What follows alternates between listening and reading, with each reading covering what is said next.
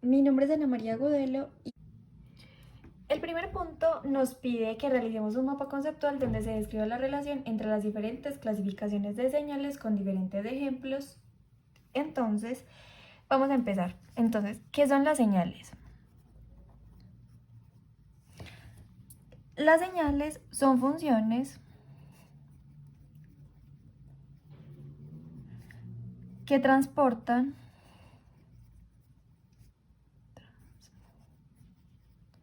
información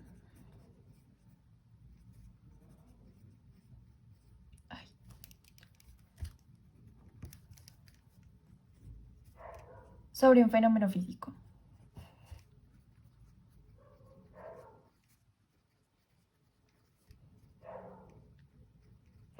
Las señales que más conocemos o las que más utilizamos son el impulso,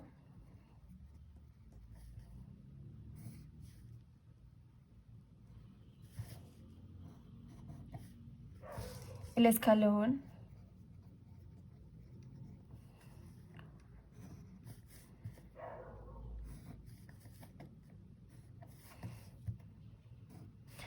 y la rampa.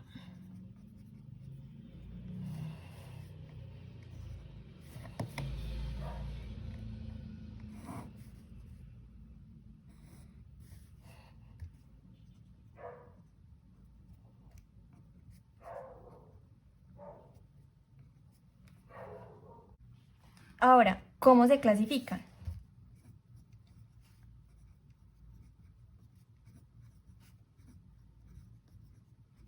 Entonces podemos tener señales continuas o discretas.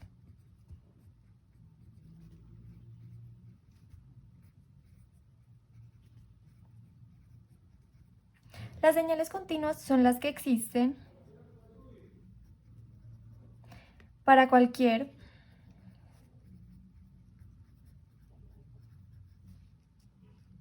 valor de t. ¿Cómo es eso? Podemos tener una señal, por ejemplo, senoidal.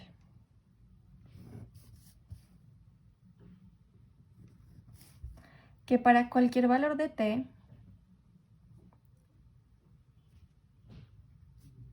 la señal existe. Otro caso son las señales discretas, las cuales solo para ciertos valores de t existen solo para ciertos valores de t.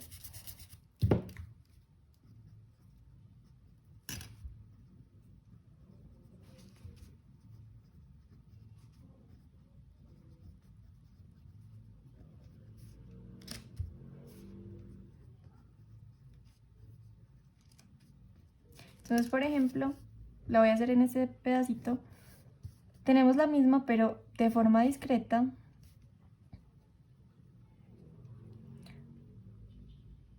Solo para ciertos valores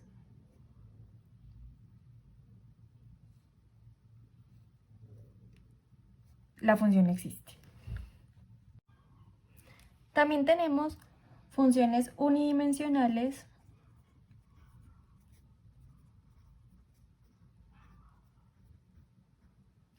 o multidimensionales.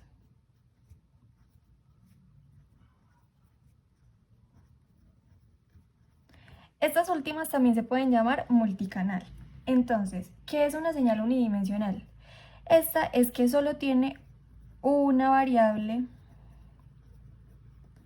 independiente.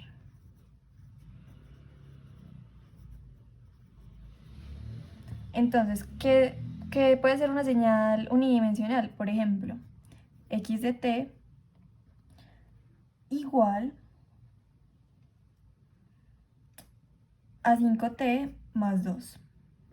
Aquí vemos que x de t solo se depende del valor de t, que es independiente. Entonces, eso es una unidimensional. ¿Qué sería una multidimensional?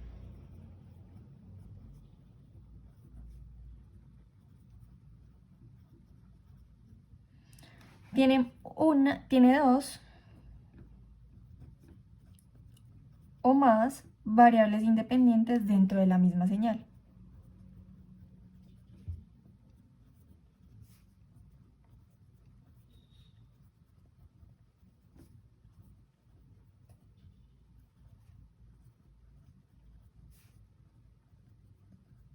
Entonces, ¿cómo sería esto? Por ejemplo, tenemos un impulso de X de Y, que es igual a X, al impulso de X por el impulso de Y. Entonces aquí vemos que tiene dos variables independientes que serían X y Y en este caso. También tenemos las señales pares o impares. Entonces, ¿qué se debe cumplir para que una señal sea par? Entonces tiene que ser que X de t sea igual a X de menos t, si es par. Y si es impar, entonces tenemos que se cumple que X de menos t es igual a menos X de t. Entonces, un ejemplo.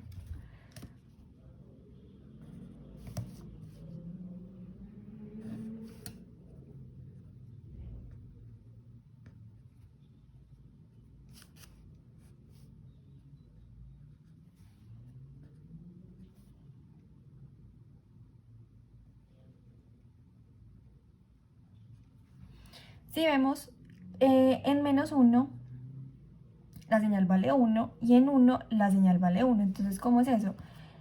X de 1, entonces, ¿a qué equivale X de 1? A 1. ¿Sí o qué? Y X de menos 1 es igual a 1. Entonces, por eso podemos decir que esta señal es par. Otro caso sería si es impar. Entonces, tenemos acá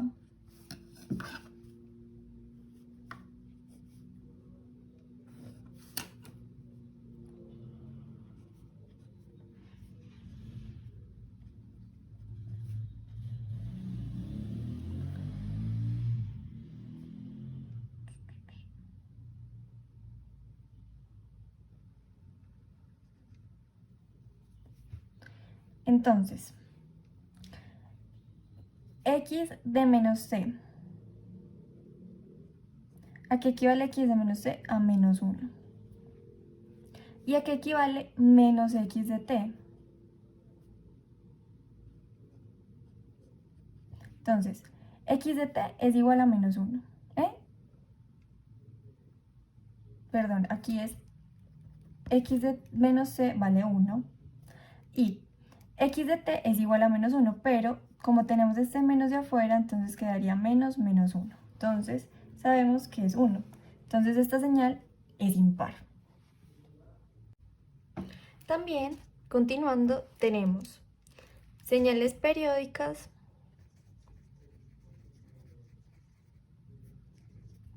y no periódicas. Entonces, ¿qué es una señal periódica? Estas señales cumplen que tienen un valor de t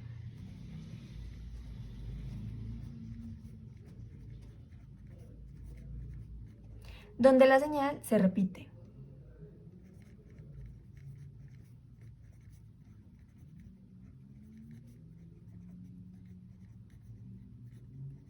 Entonces, por ejemplo, tenemos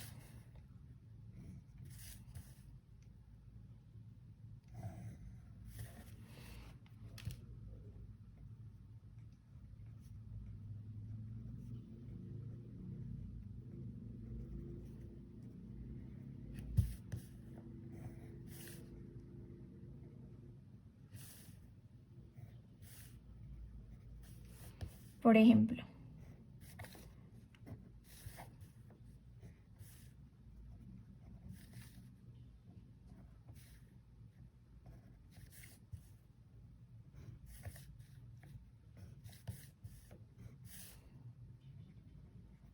aquí podemos observar que cada 2 segundos la señal vuelve a ser la misma.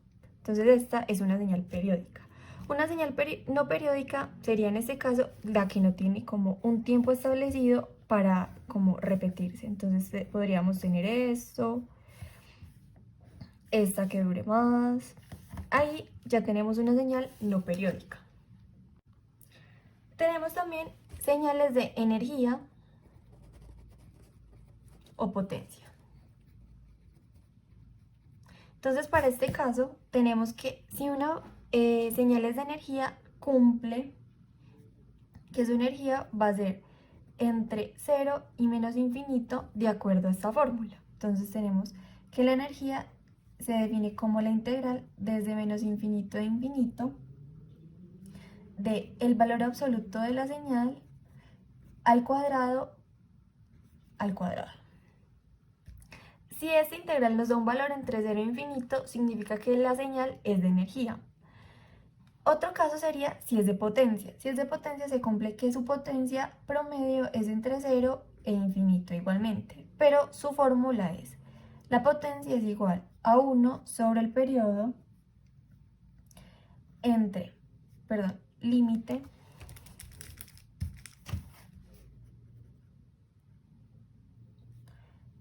de 1 sobre el periodo entre menos infinito e infinito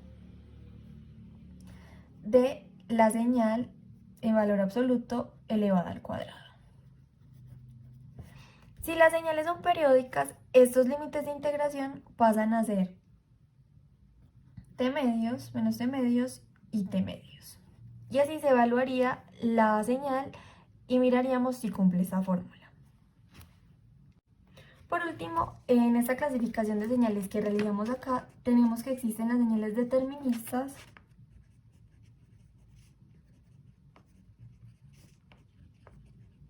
o aleatorias. Entonces, ¿qué es una señal determinista? Es donde se tiene una fórmula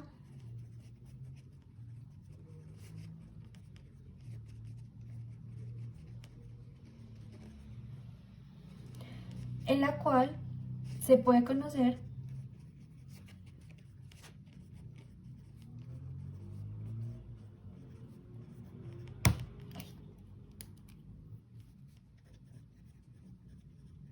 el valor de la señal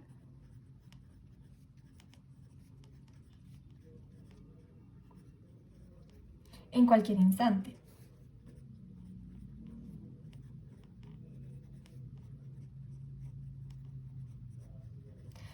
Las señales aleatorias, por el contrario, no tienen o no se rigen por una ecuación, por lo que es muy difícil determinar sus valores. Normalmente estas señales son estudiadas con estadística. Ahora tenemos que para el segundo punto nos piden un mapa conceptual con la clasificación de los sistemas. Entonces, ¿qué es un sistema? Un sistema o sistemas son aquellos encargados de manipular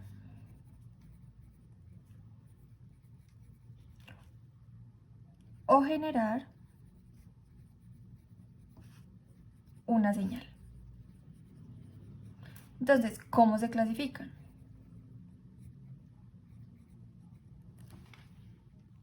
Entonces tenemos sistemas estables en los que para cada entrada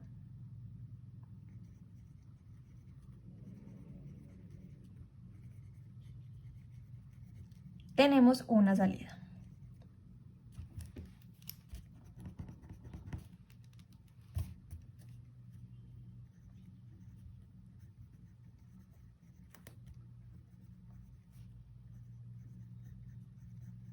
Entonces tenemos el sistema, una entrada, una salida. Un ejemplo de un sistema estable es el sistema de un péndulo, donde siempre va a tener una respuesta.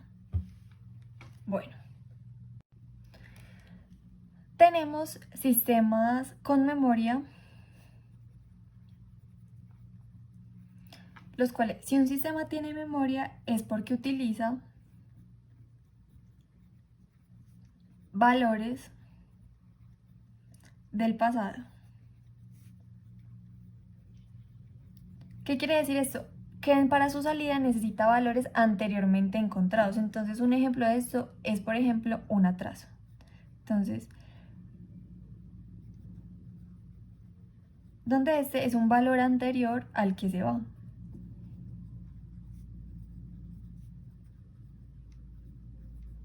Una sumatoria también puede ser un sistema con memoria, ya que depende de los valores que se hayan encontrado anteriormente para su respuesta. Tenemos también los sistemas que cumplen la causalidad. Entonces, esto va muy relacionado con la causa y efecto. Entonces, estos sistemas usan valores del presente y el pasado para calcular su salida.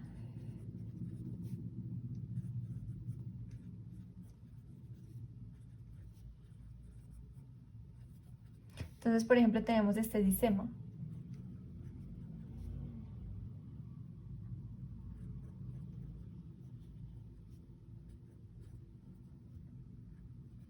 Entonces tenemos valores presentes y valores del pasado para encontrar su salida, que sería el futuro, que sería el efecto. También tenemos sistemas invertibles. Entonces, un sistema invertible sí se puede recuperar u obtener la entrada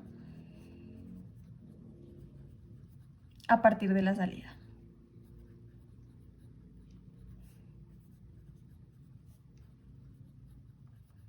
Entonces, por ejemplo, tenemos el sistema y de t es igual a 2x de t. Entonces, ¿cuál será la entrada en este sistema? Entonces, si tenemos una nueva señal, un nuevo sistema, digamos llamarlo w de t, y este va a ser igual a y de t sobre 2. Aquí podemos ver que w de t es igual a x de t, donde x de t es la entrada del sistema original. También tenemos los sistemas invariantes en el tiempo. Estos son aquellos que a lo largo del tiempo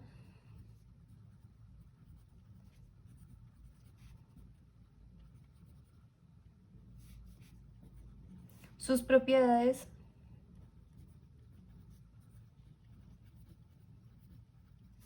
no cambian.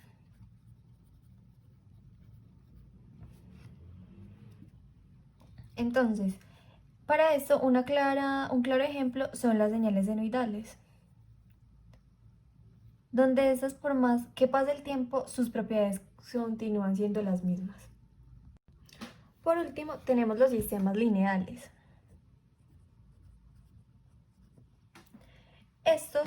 Un sistema lineal sí cumple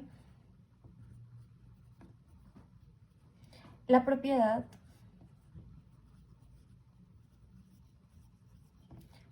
de superposición.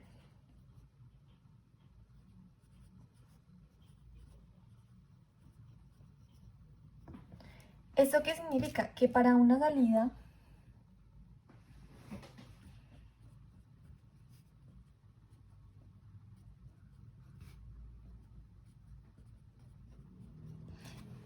para una entrada, perdón, existe una salida de la misma forma.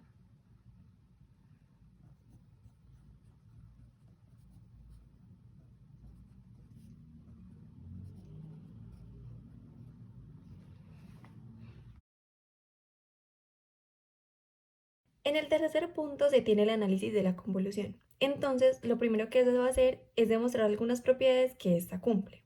Vamos a recordar cómo está definida la convolución.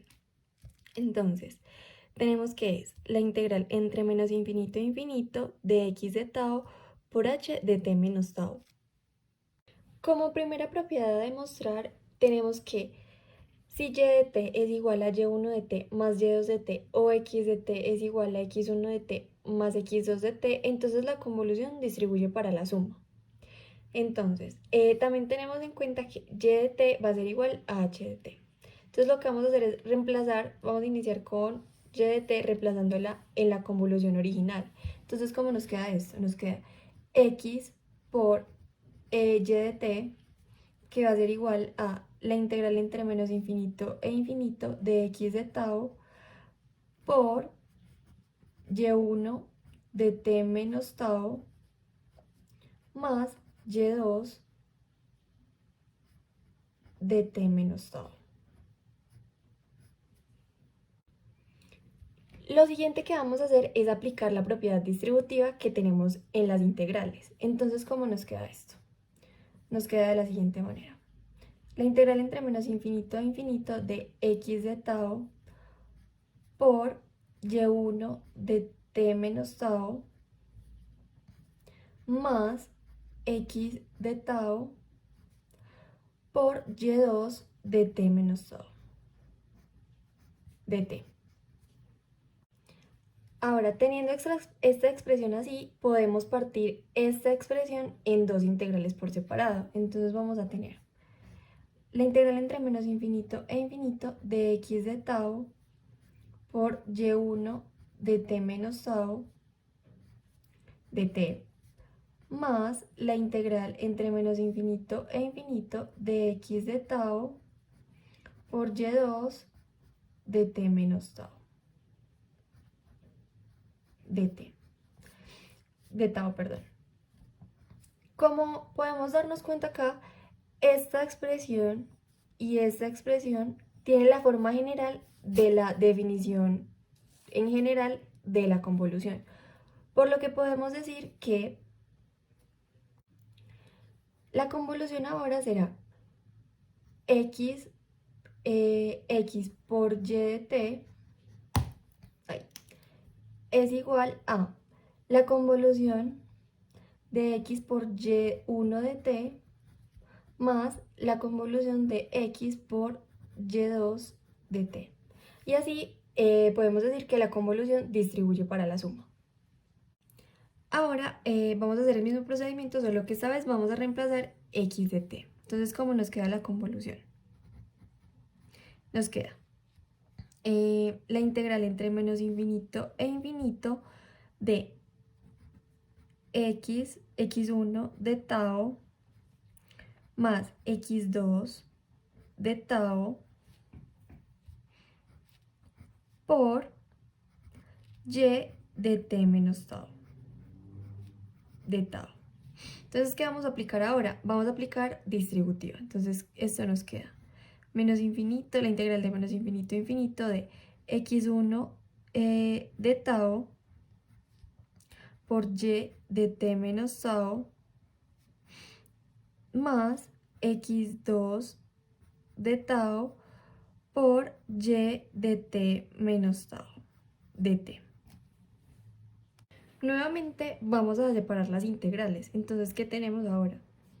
La integral de menos infinito a infinito de x1 de tau por y de t menos tau de tau más la integral de menos infinito a infinito de x2 de tau por y de t menos tau de tau y acá x, perdón.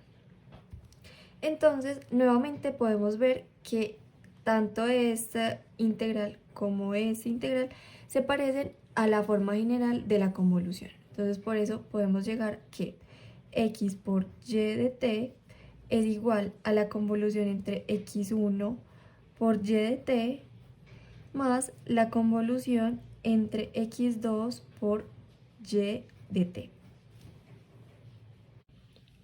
Ahora, la siguiente propiedad a demostrar es, si z de t es igual a x de t o w de t es igual a by de t, entonces la convolución conmuta para el producto escalar y eso quiere decir que z convolucionado con w de t es igual a por b por la convolución entre x y y de t. Entonces lo primero que vamos a hacer es reemplazar los valores de z de t y w de t en la integral. Entonces tenemos que la convolución entre z convolución con w de t es igual a la integral entre menos infinito e infinito de a x de t por x de tau, perdón, por b y de t menos tau de tau.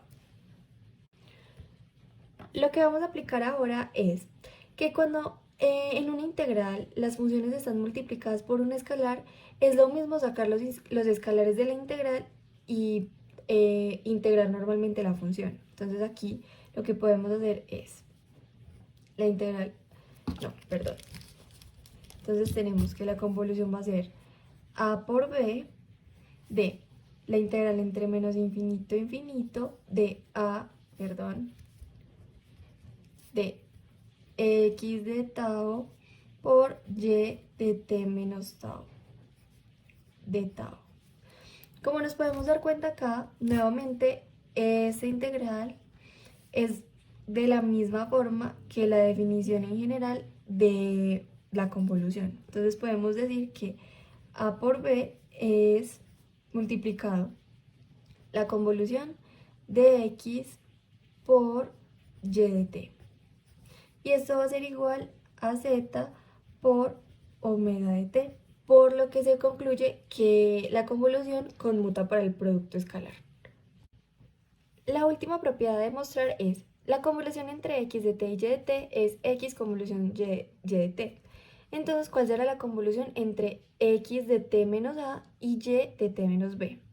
Entonces, lo primero que vamos a hacer es escribir la convolución. Entonces, tenemos la integral entre menos infinito e infinito de x de t menos a por y de t menos b menos tau de tau.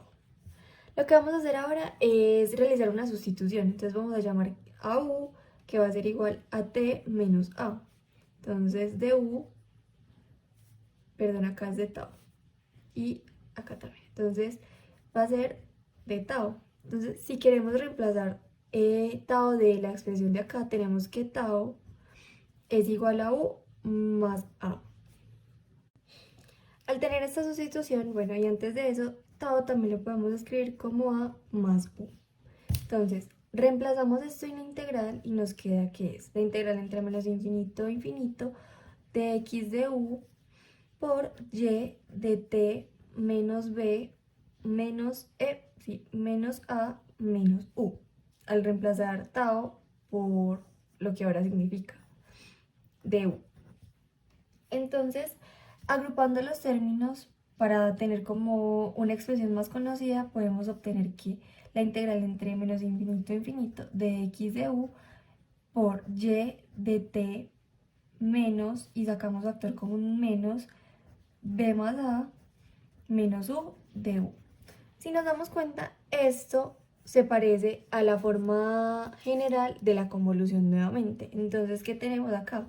Tenemos que la convolución va a ser igual a x convolución de y de t menos b más a. Esta es la expresión a la que llegamos. Ahora nos dicen que con las anteriores propiedades encontremos la convolución sabiendo que h de t es igual a y de t. Entonces tenemos la convolución entre x de t y y de t. También nos dicen que utilizando convoluciones sencillas también lo podemos encontrar. Entonces tenemos que la convolución podemos decir, de este escalón es igual a esto. Este es el resultado de esa convolución. ¿Cómo encontramos esa convolución? Realizando la autoconvolución de este mismo. Entonces, como tenemos ya algo conocido, lo que vamos a hacer es intentar llevar esto a los términos que tenemos acá. Entonces, por ejemplo, vamos a llamar esto ahora w de t. Entonces, ¿qué va a ser w ahora? Entonces, en términos de x de t va a ser igual a x por t más 2, porque se desplaza 2 unidades hacia la izquierda. Por otro lado, tenemos que vamos a reflejar a y de t.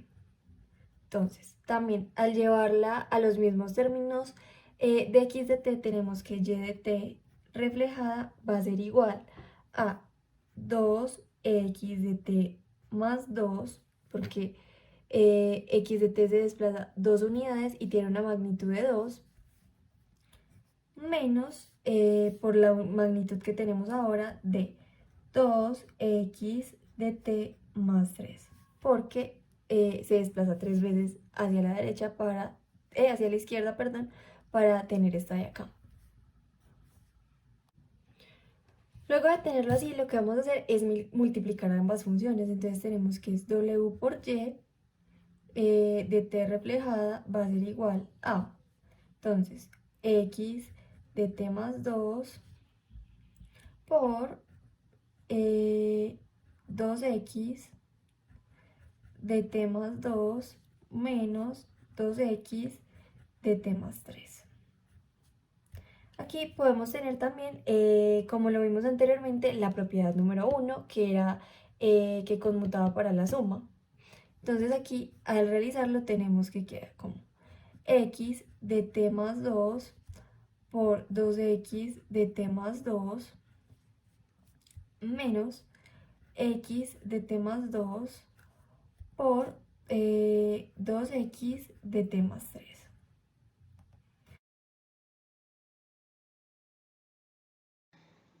Para el cuarto punto se nos pide hacer una consulta y un mini tutorial con un ejemplo en Python de cómo se aplica el análisis multiresolución, más específicamente basado en R para imágenes.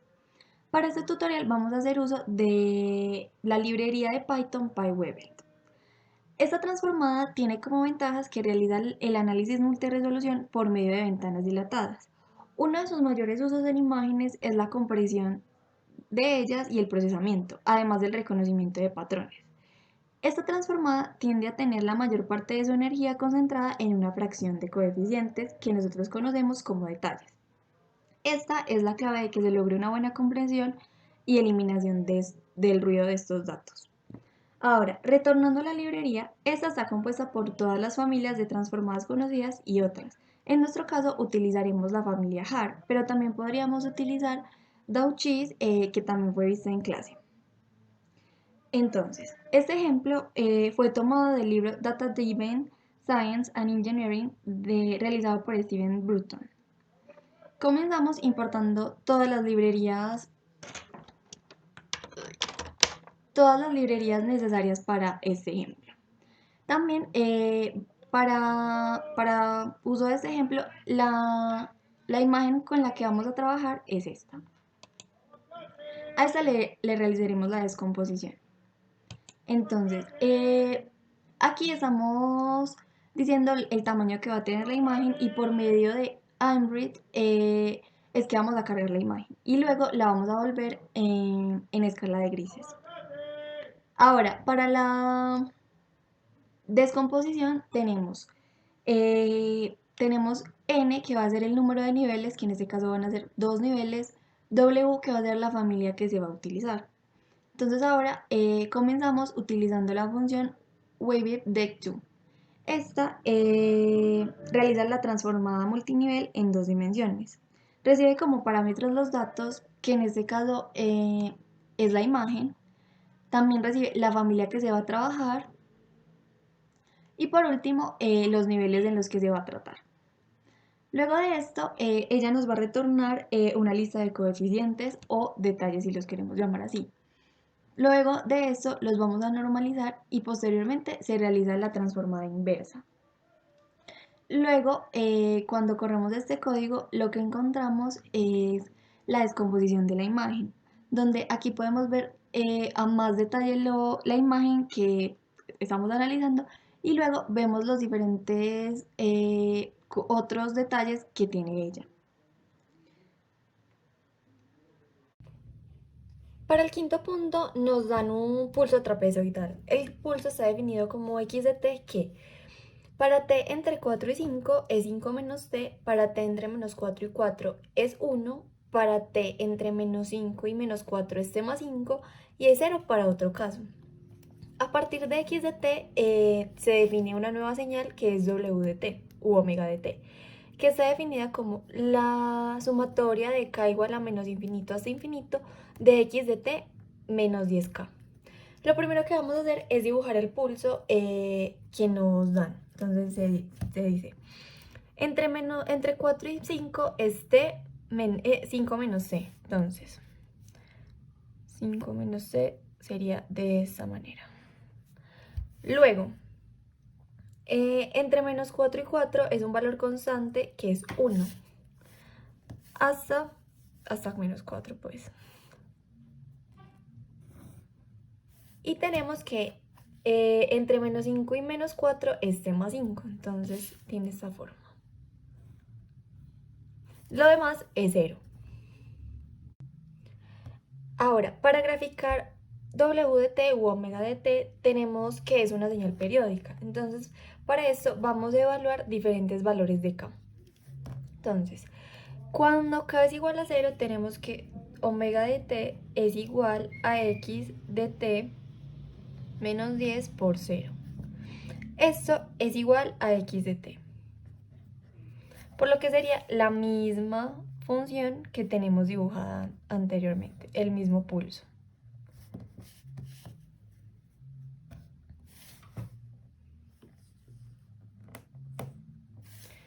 Ahora, cuando k es igual a 1, entonces tenemos omega de t igual a x de t menos 10 por 1. Aquí tenemos que nos queda que omega de t va a ser igual a x de t menos 10. Por lo que esto significará un desplazamiento hacia la derecha. Entonces, vamos a correrlo. Entonces, eso quedaría acá, así. Iría hasta 15.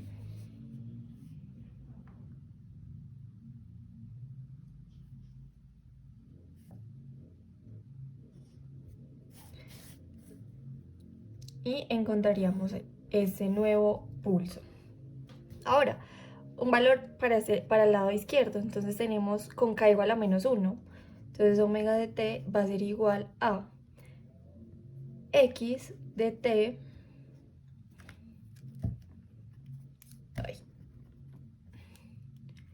x de t menos 10 por menos 1. Entonces esto que sería igual a x de t más 10. Nuevamente tendríamos un desplazamiento, pero esta vez hacia la izquierda. Entonces nos quedaría de esta manera.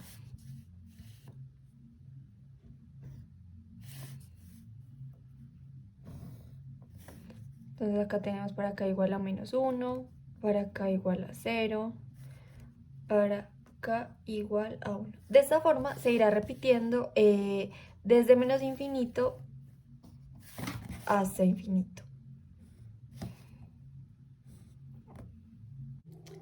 También se nos pide decir si la señal es de energía o de potencia y calcular su energía o su potencia promedio.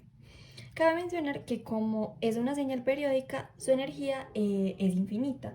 Sin embargo, puede tener un valor de potencia finito. Entonces, lo que vamos a hacer es encontrar ese valor de potencia si es que lo tiene.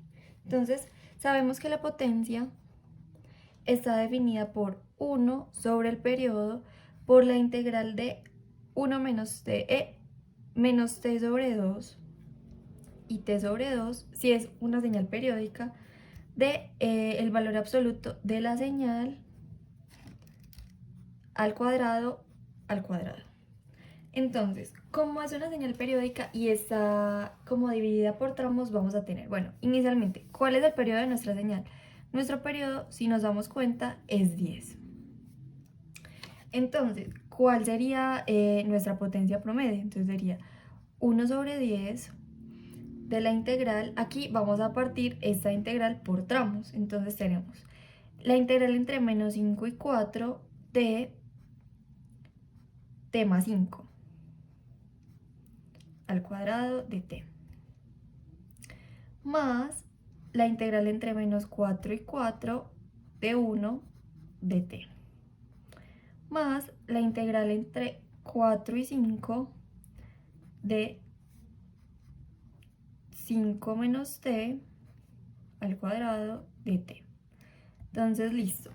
Luego, si al solucionar estas integrales, entonces obtenemos que 1 sobre 10 por... esta integral nos da un valor de 1/3 al evaluarla. Esta, al ser una constante, nos da que su valor es 8. Más, al evaluar esta, también nos da un valor de 1/3. Al solucionar esto, nos da un valor final de 1 sobre 10, o sea, 1 sobre el periodo por esto, la suma de esto da 26 tercios y 1 sobre 10 multiplicado por esto nos da un valor final de 13/15. Como encontramos un valor finito de potencia, podemos decir que esta señal es una señal de potencia. También se nos pide el promedio de la señal. Entonces, ¿cómo vamos a encontrar este promedio? Tenemos que el promedio de la señal va a ser la amplitud, en este caso como es por tramos, pues la amplitud de cada tramo sobre el periodo total de la señal. Entonces tenemos que el promedio para esta será, entonces tenemos que la amplitud de este primer tramo va a ser 1 por 1, que es como la magnitud de acá, multiplicada por esta, que también es 1, dividido 2. Más, aquí la suma de esto, pues 4, o bueno, la diferencia sería 4 menos 4, entonces tenemos 8 más, multiplicado por 1, que es la amplitud, más nuevamente 1 por 1 dividido 2.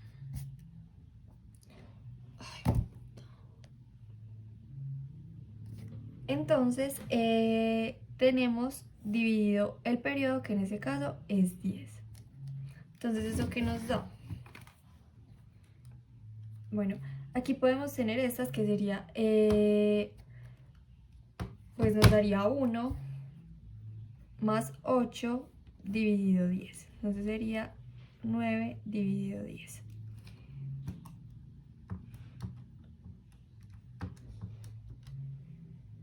Que nos da un valor de 0.9 de el promedio de la señal.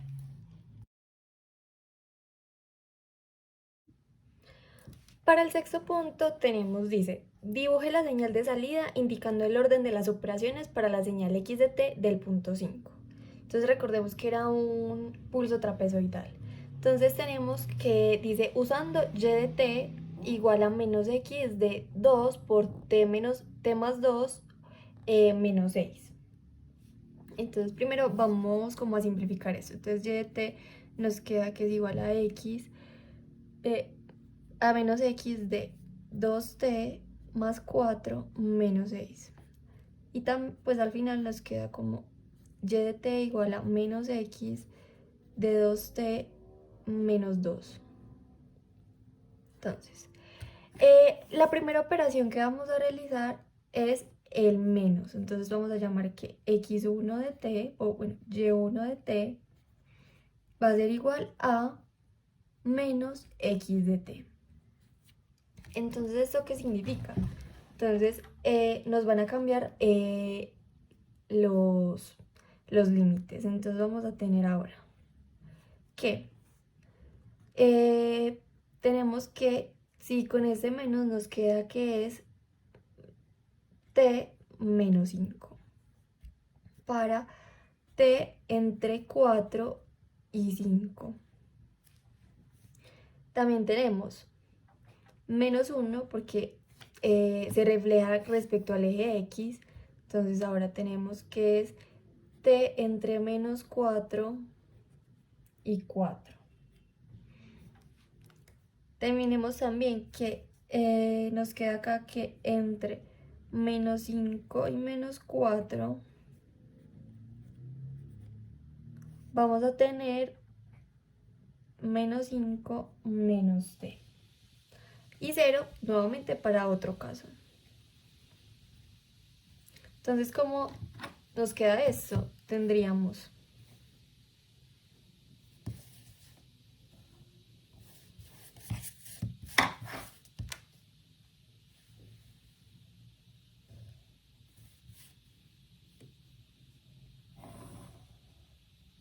ese sería el primer movimiento. La segunda operación que vamos a hacer es el desplazamiento de x de t menos 2. Entonces ahora vamos a llamar a un y2. Y2 de t va a ser igual a y1 de t menos 2. Entonces ahora, ¿cómo nos quedan los límites o los segmentos de la señal? Entonces vamos a tener que queda t menos 7 para t entre 6 y 7, menos 1 entre t entre menos 2 y menos 6, menos 3 menos t para t entre menos 3 y menos 2, y 0 para otro caso. Entonces, como vemos, se nos desplaza 2 unidades. Entonces ahora vamos a tener que sigue con menos 1, entonces aquí estamos, y va a ir hasta menos 3, o sea, aquí.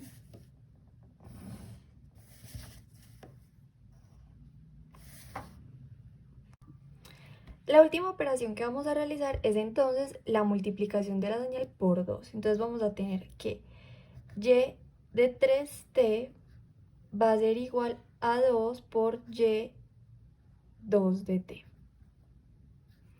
Entonces, ¿cómo van a hacer ahora los límites? Entonces vamos a tener que 2t menos 7 va a estar entre t menor a 3 y 7 medios, que es igual a 3.5. También vamos a tener menos 1 entre menos 1 y 3. Y vamos a tener menos 3 menos 2t entre 3 medios, que es igual a 1.5, y menos 1. Y 0 para cualquier otro caso. Entonces, tenemos que entre 1.5 y 1, entonces vamos a tener esto acá, y va a ir hasta 3 y 3.5.